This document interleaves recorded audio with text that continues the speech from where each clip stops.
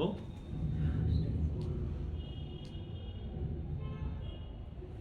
बोलो बगलामुखी मात की जय।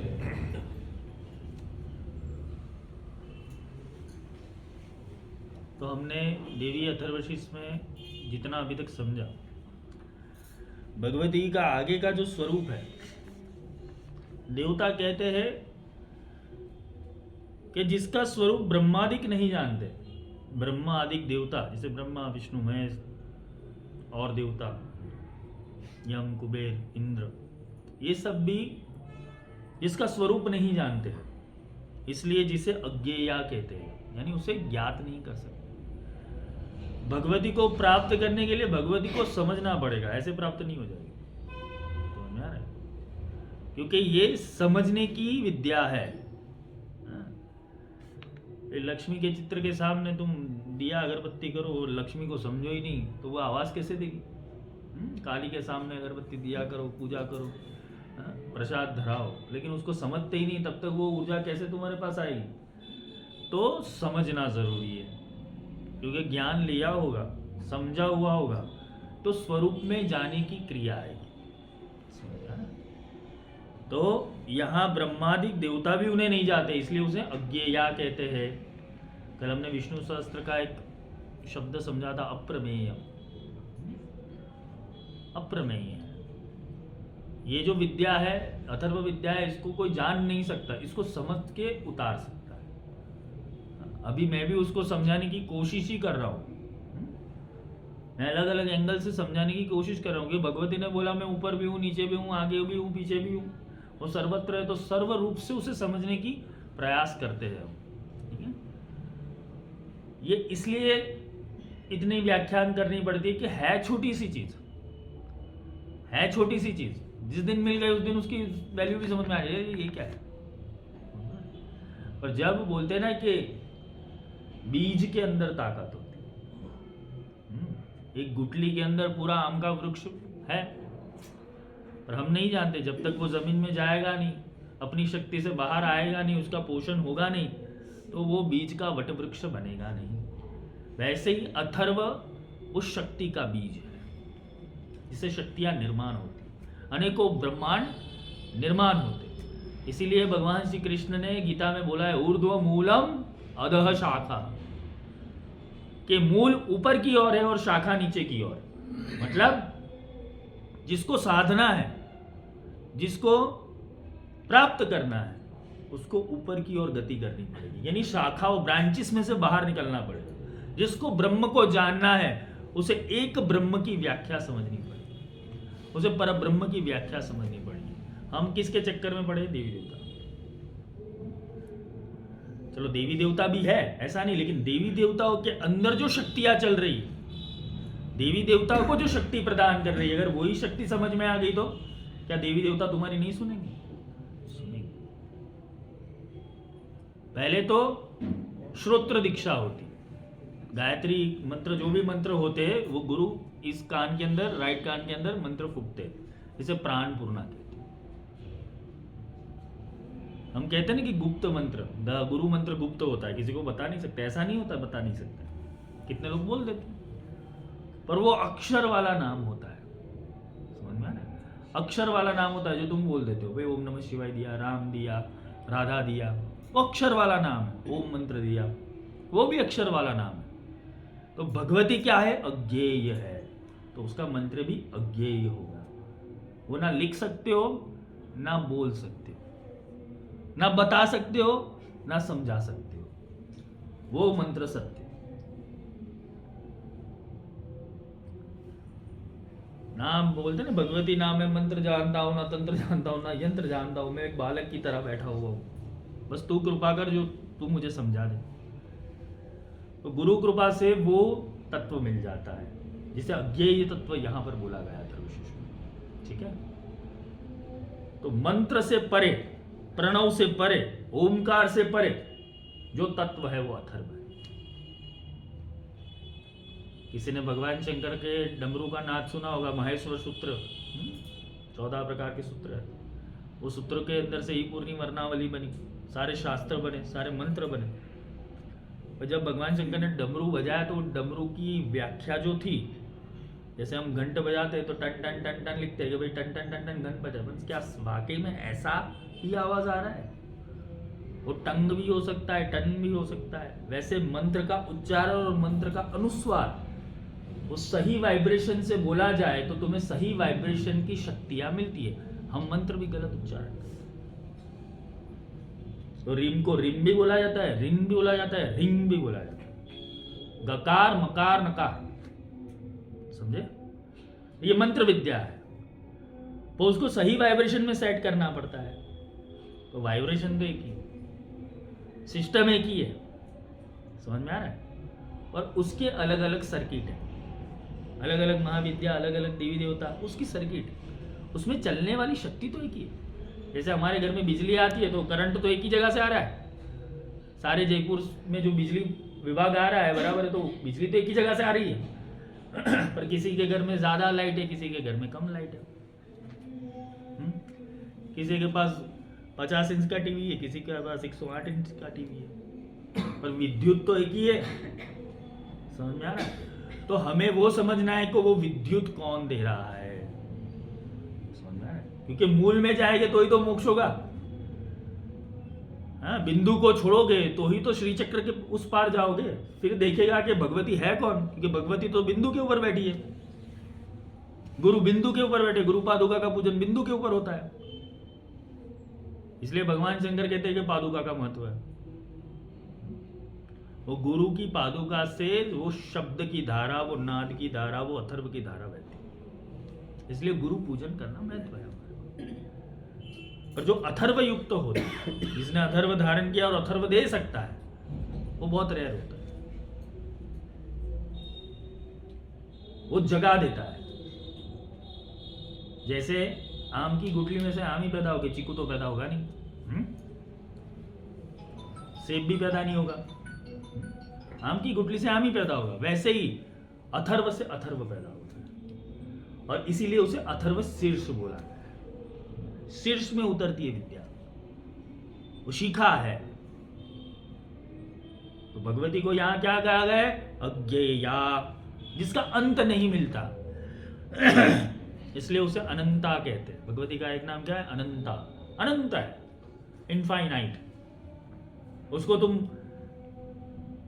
बोलते ना कितने भी जन्म ले लो तो समझ नहीं सकते। अगर वो चाहती है तो पल में हो जाता है।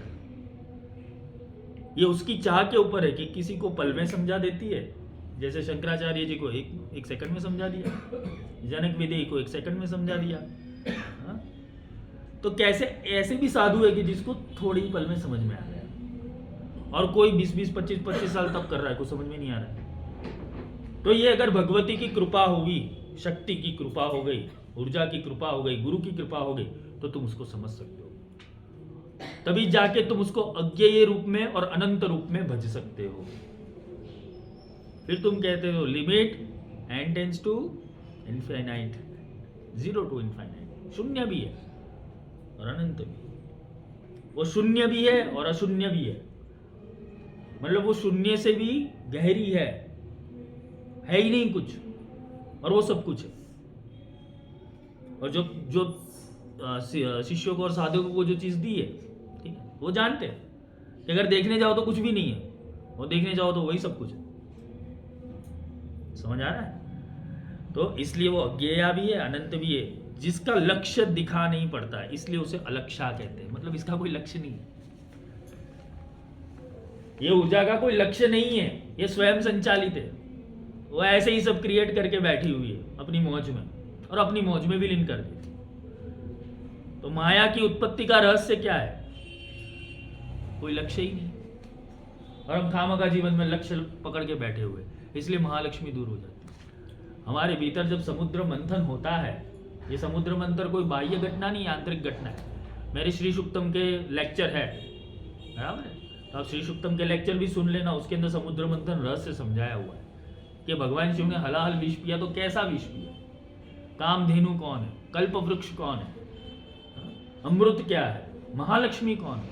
ये 14 रत्नों का पूरा अभ्यास दिया हुआ है श्री सूक्त के अंदर, सुन लेना, ताकि तुम जो घटना देख रहे हो ना टीवी के ऊपर या पुराणों के अंदर, उसका साम्यक रस और तत्व रस तुम्हें मिल जाए, ताकि तुम भगवती को और गहराई से समझ पाओ। ज्ञान लेने से सब होगा, ज्ञान लेने से जान भी पाओगे, कुछ तो पहुंचोगे। पहले शिक्षा होती है, फिर दीक्षा होती है। हम लोग क्या करते, पहले दीक्षा ले लेते हैं और शिक्षा कोई लेता ही नहीं। तो इससे होता क्या है कि जो तत्व गुरु ने डाला तुम्हें, उसकी समझ ही नहीं। तो पहले शिक्षित बनो, फिर दीक्षित बनो। तो भगवती को क्या कहते हैं, अलक्ष्य, उसका कोई लक्ष्य नहीं, जिसका जन्म ही समझ में नहीं आता, इसलिए उसे अजा कहते हैं। इसका जन्म का कोई कारण नहीं। भगवती क्यों आई, किस तरीके से आई, किसने बुलाया, वो तो हम लोगों ने उनको पुकारा, देवताओं ने पुकारा तब आई। वो तो आदि अनंत है। जैसे शिव आदि अनंत है, वैसे भगवती आदि अनंत है। भगवती के श्वास प्रश्वास में तो हजारों रुद्र, हजारों विष्णु, हजारों ब्रह्मा लय प्रलय होते रहते। तो ये शक्ति है और ये पूरे ब्रह्मांड का संचालन करती है। लेकिन क्यों करती है वो कोई अभी तक जान नहीं सकता, इसलिए वो अलक्ष्य है, वो अजा है, उसका जन्म समझ में नहीं आता, जो अकेली ही सर्वत्र है, जो सर्व जगह पे एकमात्र है, इसलिए उसे एका कहते हैं। समझे? भगवती का एक नाम एका है। एका यानी एक, केवल एक, कैवल्य पददायिनी। समझे? अभी भगवती अगर तुम्हारे ऊपर कृपा करते तो आपको कैवल्य मोक्ष देती। मोक्ष के भी 4 प्रकार है, सायुज्य, सारूप्य, सामीप्य और कैवल्य। तुम्हारा ललिता को क्या बोलते हैं, कैवल्य पददायिनी। अगर उसकी कृपा हो गई तो कैवल्य पद मिल जाता है। ये एका समझ में आ जाती है कि एक है वो। समझे? सामीप्य यानी कि भगवती तत्व से समीप रहना, सारूप्य यानी कि उसके ही रूप में परिवर्तित हो जाना, सायुज्य यानी उसके ही राज्य में एंट्री ले लेना, और केवल्य यानी वो ही हो जाना एकमात्र, यानी तुम्हारे और उसके अंदर कोई अंतर नहीं रहता। पहले जब मैं था तब हरि नाही, अब हरि है मैं नाही, प्रेम गलियति सागरी दूजा ना समाई।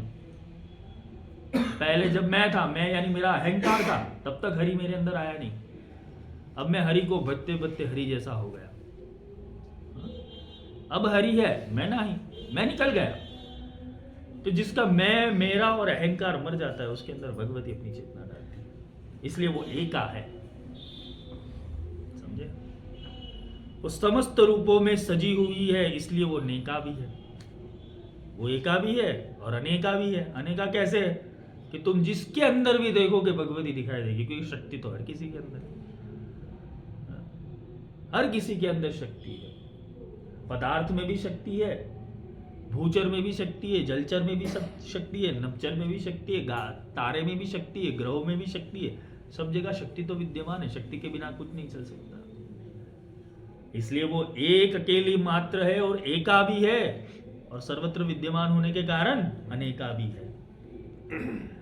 इसीलिए वह अज्ञेया, अज्ञेय यानी उसे कोई जान नहीं सकता, अनंता अनंत है, अलक्ष्या जिसका कोई लक्ष्य नहीं है, अजा जिस जो जन्म धारण नहीं करती है, एका भी है, एक है और अनेका भी है। तो इसको केवल समझ सकते हैं गुरु कृपा से, अथर्व विद्या से। वो गुरु तत्व दे दे तो तुम्हें समझ में आ जाए, पूरा अथर्वशीष समझ में आ जाए। फिर एक ही बार करो, 108 बार करने की जरूरत नहीं, समझ में आ जाएगी। समझ के करोगे तो एक बार करो, जो 7 बार पाठ नहीं, एक बार हनुमान चालीसा समझ तो लो भाई। जप करो, मना नहीं है, बस समझ के तो करो।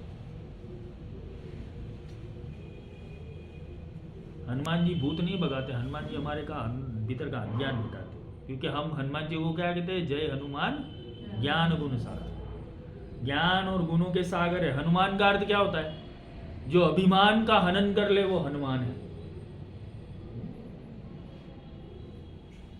हनुमान चालीसा में हम प्रवेश कर गए, वापस आते अथर्वशीष पे। सब मंत्रों में मातृका, मूलाक्षर रूप में रहने वाली, शब्दों में ज्ञान अर्थ रूप में रहने वाली, यानी कि शब्द का ज्ञान होना। शब्द अकेला काम का नहीं, उसका अर्थ काम का है। ऐसे ही दुर्गा सप्तशती के बीज मंत्र को जप लिया और उसके अर्थ ही नहीं पता है। क्लीम क्या है, व्रिम क्या है, ब्रूम क्या है, स्फ्रोम क्या है, नहीं पता है, करते रहते, जानना तो पड़ेगा। तो शब्द के अर्थ में रहने वाली शक्ति, सब मंत्रों की मात्र का मूलाक्षर रूप में रहने वाली, मूल अक्षर यानी ल लिखा, क लिखा, ख लिखा, ग लिखा, ये लिखते गए, तो उसके अंदर की वाइब्रेशन और उसकी शक्ति वो भगवती है। ऐसे लिखने से समझ में नहीं आएगा, जब उसकी शक्ति समझ लोगे, फिर लम बोलो तो मूलाधार में आहट होगी, तो वो वाइब्रेशन हिट करना पड़ेगा। वो वाइब्रेशन हिट होगा अथर्व शक्ति से। भगवती कहते ज्ञानों में चिन्मयातीता, शून्यों में शून्य साक्षिणी। भगवती का ज्ञान कैसा है? चिन्मयातीता, मन से उस पार ले जाने वाला, चित्त से उस पार ले जाने वाला, चिन्मयातीता। जहां मन समाप्त हो जाते हैं। आपको आनंद आ रहा है ना अभी, आनंद क्यों आ रहा है? मन के उस पार जा रहे हैं, तुम्हारा चित्त लग रहा है। क्यों? तुम्हारे भीतर वाला कोई सुन रहा है। ये भगवती की ऊर्जा ही है जो तुम्हें पकड़ के बैठी हुई है। ये चिन्मयातीता है। शून्यों में शून्य साक्षिणी है, यानी क्या कुछ नहीं था तब भी वो थी। शून्य था ना, तो शून्य की साक्षिणी भी, कोई साक्षी तो होगा शून्य का। कुछ बना, जब बिग बैंग हुआ तो कोई तो खड़ा होगा। एक चौकीदार था, बोले सर चोर आए थे, चोरी करके गए। तो क्या चोर आए थे तब कौन था? तो कि कोई नहीं था। तो कि तू कहाँ था? तुझे कैसे पता कि चोर आए थे? मतलब वो अपने खुद को भूल गया। समझ में आ रहा है कि मैं तो था। मतलब हम भी वही कर रहे हैं कि आदि में भी मैं था, अनंत में भी मैं हूँ। मेरे भीतर जो बैठा हुआ है वो आदि अनंत है। उसको कब पकड़ूंगा मैं? उसको कब जानूंगा? ये तो शरीर नाशवान है ना, आत्मा थोड़ी नाशवान है। तो जब वो पहले ही हरकत हुई थी ब्रह्मांड के अंदर, तब भी तुम थे। अगर कोई गुरु तुम्हें ये समझा दे और वहां तक ले जाए, तो क्या संभव है कि तुम इस जगत के अंदर सर्वज्ञानी ना हो सको? संभव नहीं है ना। कि हो सकता है? सब कुछ संभव है, सब कुछ मिल सकता है, सब कुछ प्राप्त हो सकता है, बस जानने की देरी होती है। कभी कभी मोबाइल हाथ में ही होता है, यार मेरा मोबाइल खो गया, होता है ना ऐसा, चित्त ब्रह्म हो गया। हम उसे क्या कहते हैं? चित्त ब्रह्म हो गया। ऐसे ही हम जगत के अंदर कैसे रह रहे? चित्त ब्रह्म के कारण हमें ब्रह्म हो गया कि ये जगत सत्य है। और शास्त्र बार बार समझाते ब्रह्म सत्य जगत मिथ्या, ब्रह्म सत्य जगत मिथ्या, लेकिन हम समझना ही नहीं चाहते। तो ब्रह्म सत्य कब होगा तुम्हारे लिए? जब ब्रह्म मिल जाए, ब्रह्म समझ में आ जाए, फिर जगत अपने आप मिथ्या लगेगा। आसक्ति अपने आप छूट जाएगी, कोई छोड़नी नहीं पड़ती। कोई चीज छोड़नी नहीं पड़ती। बोले मैं संसार छोड़ के संन्यास ले लूंगा, नहीं लेना है भाई। घर में रह के भगवान मिल जाएगा तेरे को, कुछ छोड़ना नहीं है, पर तू उसे जान तो ले, समझ ले। बस भगवती यही कहती है, शून्यों में शून्य साक्षिणी, यानी कि जब कुछ नहीं था तब भी वो थी साक्षी रूप। और उस जिनसे और कुछ भी श्रेष्ठ नहीं है, वे दुर्गा के नाम से प्रसिद्ध है। दुर्गा, दुर्गम नाम का राक्षस, वो भी वेदों का अध्ययन करके बैठा। तो भगवती दुर्गा ने प्रकट होके उसका नाश किया। स्टोरी में नहीं जाते अपन, बहुत लंबी स्टोरी है उसके। पर दुर्गा है क्या? दुर्गा दुर्गति हारिणी, आता है ना नाम, दुर्गा दुर्गति हारिणी। तो हमारी दुर्गति को जो दूर कर देती है वो दुर्गा है। तो दुर्गा कौन है? हमारा शरीर है वो छिद्रों से बना हुआ, 9 प्रकार के छिद्र है और 9 ही दुर्गा है। हमारा शरीर है वो किला है। किसका किला है? हमारी आत्मा का। आत्मा कौन है? हम साक्षात आत्मा से नित्य हैं। अगेन सूत्र ये कहता है अयम आत्मा ब्रह्म। ब्रह्म कौन है? भगवती। तो भगवती तो अंदर रह रही है। सूत्र मिलाओ, भगवती तो अंदर ही है। ये दुर्गा है, ये शरीर है। 9 दिन के अंदर साधना करने के बाद, 9 द्वारों को शुद्ध करने के बाद, जब पूरी चेतना, पूरी शरीर की चेतना ऊर्ध्वगामी हो जाए और यहां पर आ जाए, 10वें द्वार फोड़ के निकल जाए, तो वो दशहरा हो जाए। रावण अपने आप मर जाएगा तुम्हारा। राम तो प्रकट होना चाहिए, इसलिए राम जी ने दुर्गा की आराधना की थी, शक्ति की आराधना की। कृष्ण ने भी अर्जुन को शक्ति की आराधना करवाई थी। यानी जितने भी देवता हो गए वो शक्ति के बिना नहीं चल सकते। युद्ध भी करना था तो शक्ति की आराधना की। तो दुर्गा कौन है? दुर्गा हमारे अंदर रहने वाली अथर्व शक्ति का नाम है। उसको अनेकों नाम से जानते हैं। वही अथर्व शक्ति अनेकों नाम से प्रचलित है। कोई उसे दुर्गा कहता है, कोई काली कहता है, कोई लक्ष्मी कहता है, कोई शिवा कहता है। वही कुंडलिनी शक्ति को जागृत करती है। ये अथर्वा शक्ति के बिना कुंडलिनी शक्ति जागृत नहीं होती। वो सिर्फ प्राण अपान तुम्हारा खींचते रहते हैं कुंडलिनी शक्ति। उसे कुंडलिनी जागृति नहीं कहते। कुंडलिनी जागृति हो जाए इंसान की तो वो बोलते ना कि ब्रह्मज्ञानी हो जाए, अपने आप उसे सब पता चल जाए। गोल गोल घूमना, ऊपर नीचे होना, बराबर, वो कुंडलिनी जागृति नहीं है। वो तो वाइब्रेशंस होते हैं केवल। हम लोग बोलते हैं ना कुंडलिनी जागृत हो गई, अरे कैसे थोड़ी हो जाएगी। और जागृति हो गई तो उसके अंदर लक्षण भी प्रकट होने चाहिए ना, कि वो ज्ञानी हो जाए इंसान। सूरत की सूधी यूं करो जो सुरभि सुतमाई, सूरत की सूधी यूं करो जो हो दाम कंगाल, सूरत की सूधी यूं करो जो गागर पनिहार, सूरत की सूधी यूं करो जो सुई में डोर। तो ये सुरता कैसे चलानी है, ध्यान कहाँ ले जाना है, कितना सूक्ष्म ले जाना है, यही अथर्वशीर्ष समझाता है। जैसे सुई में डोर पुरोते हैं ना, हाँ, तो कितना ध्यान से करना पड़ता है। तो एकाग्र हो जाते हो ना तुम। कोई पनिहारी होती है जो गागर लेके जाती है तो वो चलती भी रहती है और ऊपर ध्यान भी रखती है कि पानी गिर ना जाए। कोई गाय होती है, उसका बछड़ा गुम हो जाए तो उसकी सुरता कैसी बछड़े के अंदर हो जाती है। और किसी के पास बोलते ना कि पैसा चला गया है तो वो पूरे दिन पैसा पैसा पैसा करता रहेगा। हाँ, जो हो दाम कंगाल, तो पूरे दिन उसकी पैसे की, यार अब मैं कैसे करूंगा, क्या करूंगा, किस तरीके से करूंगा। तो सुरता उधर फंस गई, ध्यान उधर चला गया। तो कैसे सूक्ष्म और बारीकाई से तुम चिंतन करते हो, वैसे ही कोई तत्व चिंतन कर ले, वैसे ही भगवती चिंतन कर ले, वैसे ही परमात्मा का चिंतन कर ले तो उसे परमात्मा मिल जाए। पर क्या हमारी पहली प्रायोरिटी है परमात्मा? पहले प्रश्न पूछो। क्या हमारी पहली प्रायोरिटी है भगवती? क्या हमारी पहली प्रायोरिटी है शक्ति? तुम्हारी पहली प्रायोरिटी जब तक भगवान नहीं बनेगा तब तक मिलेगा नहीं। इतनी बात याद रखना। पहली प्रायोरिटी ईश्वर को बनानी पड़ेगी, तब मिलता है। तो भगवती कहती है,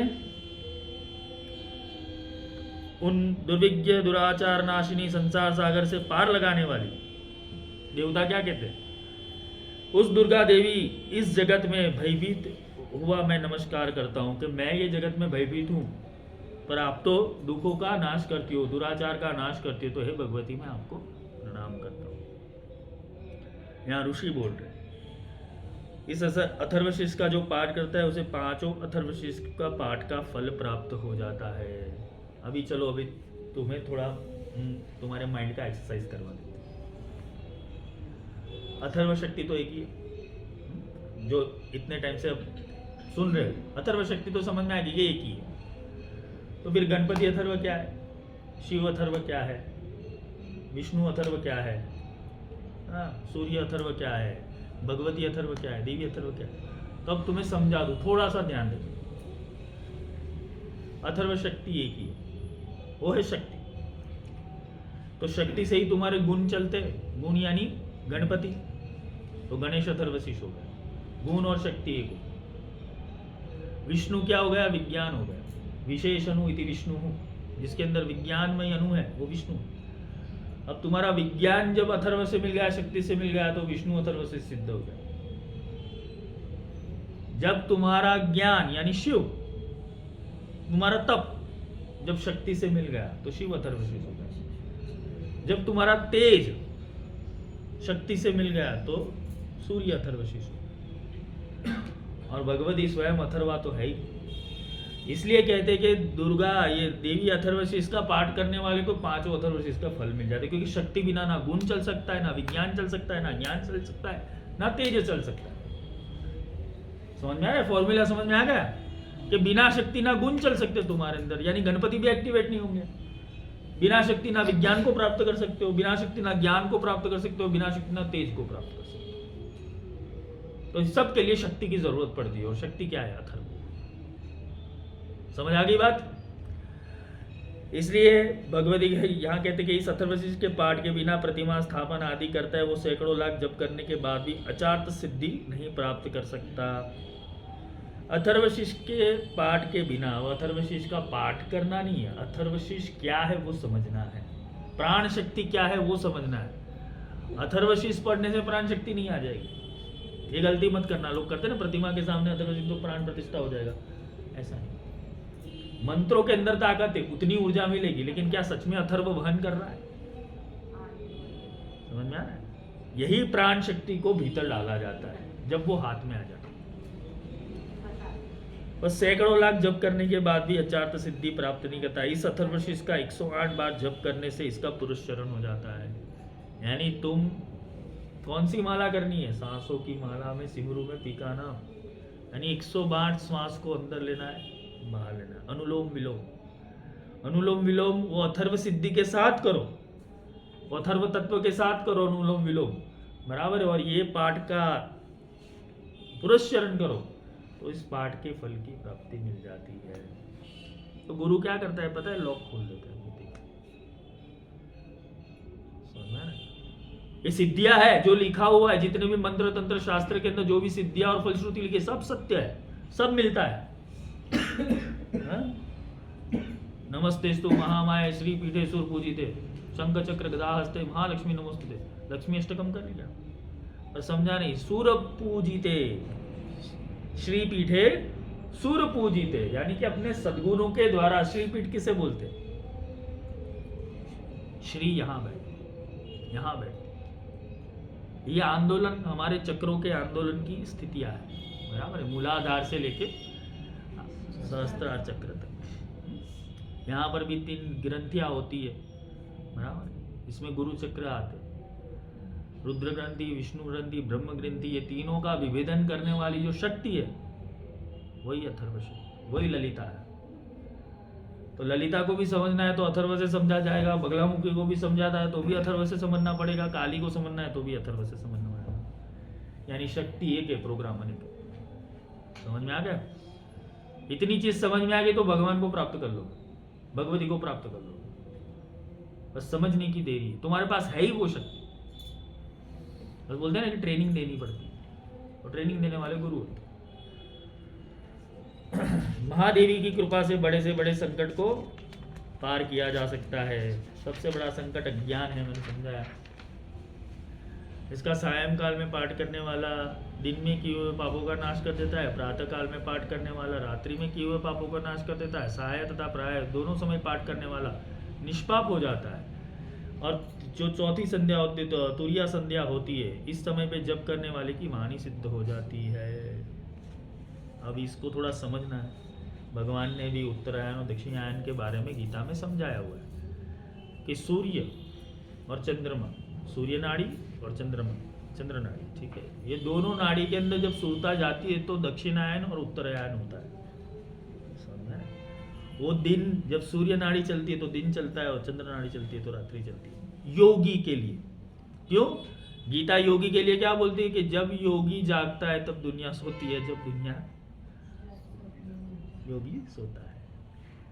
मतलब ये सोना और जागना हमें इसको समझ में नहीं आया, बराबर। यानी जागने का अर्थ है भीतर से जागना, ज्ञान से जागना। तो कैसे करनी है तुरीय संध्या? कैसे वाक सिद्धि कैसे मिल सकती है किसी को? तुरीय संध्या यानी कि जब अथर्वशीष के अंदर, यानी सबकॉन्शियस माइंड में उतर कर। संध्या यानी ना दिन है ना रात्रि, ना सूर्य चल रहा है ना चंद्र चल रहा है। संध्या यानी सुषुम्ना चल रही। अब आई बात समझ में? अब अथर्व सिद्धि जब प्राप्त कर लो, सुषुम्ना चल रही और इसमें तुमने पाठ कर लिया तो वाक सिद्धि अपने आप मिल जाती है। यानी सुषुम्ना से अथर्व शक्ति पकड़ लो और जो भी बोलो ब्रह्म वाक्य। और सुषुम्ना हठ योग से चलती ही नहीं, सुषुम्ना ऐसे ही गुरु कृपा से चल जाती। पर उसका कारण, अगर अपात्र हो गया, वो अपात्र हो गया तो वो अपना विनाश कर देगा, वो राक्षस बन जाता है। और सुपात्र हो गया तो वो देवता बन जाता है। इसलिए अपात्र को सिद्धि नहीं मिलती, दूर रहता है उस सिद्धि से। जिसके मनोविज्ञान के अंदर ही नेगेटिविटी है उसको सिद्धि नहीं दी जाती, उसकी सुषुम्ना खुलती ही नहीं। ये मोक्ष का मार्ग है। और मोक्ष के मार्ग के अंदर ये सब सिद्धि चक्र आते रहेंगे। अभी जो मैं श्री चक्र समझाऊंगा संक्षिप्त में, उसके अंदर इसको थोड़ा समझ लेंगे। नूतन प्रतिमा के समक्ष जप करने से देवता सन्निधि प्राप्ति होती है। यानी जब अथर्व, कौन सा मंत्र करना है, अथर्व मंत्र समक्ष जप करने से देवता की सन्निधि प्राप्ति। प्राण प्रतिष्ठा के समय जप करने से प्राणों की प्रतिष्ठा हो जाती है। यानी तुम देवता के अंदर प्रतिष्ठा करो, तुम्हारे अंदर भी प्रतिष्ठा हो जाएगी देवता की। तुम श्री चक्र में प्रतिष्ठा कर रहे हो, तुम्हारे अंदर श्री चक्र स्थापित हो जाएगी। तुम विष्णु की प्रतिष्ठा कर रहे हो, तुम्हारे अंदर विष्णु की प्रतिष्ठा हो जाएगी। जब कहते हैं कि शाक्ता अभिषेक होता है, पूर्ण अभिषेक होता है, तो प्राण प्रतिष्ठा तुम्हारे भीतर होती है। तुम्हारे अंदर ही देवी का आह्वान करके तुम्हारे शरीर के चक्रों के अंदर देवी का न्यास किया जाता है। और न्यास यानी स्थापन विधि है, मंत्रों की स्थापन विधि है, बीज मंत्रों की स्थापन विधि है, शक्ति की स्थापन विधि है। जो इस विधि को जानता है वो महामृत्यु से पार हो जाता है। इस प्रकार ये ब्रह्म विद्या का वचन है। यानी किसका वचन है? ब्रह्म विद्या का। इस प्रकार देवी अथर्वशीष के महात्म्य के विषय में जो भी बतलाया गया है, देवी अथर्वशीष विद्या सर्व मोक्ष प्रदायिनी तथा कल्याण करने वाली है। बोलो बगलामुखी मात की जय। यहाँ अथर्वशीष पूर्ण हुआ अपना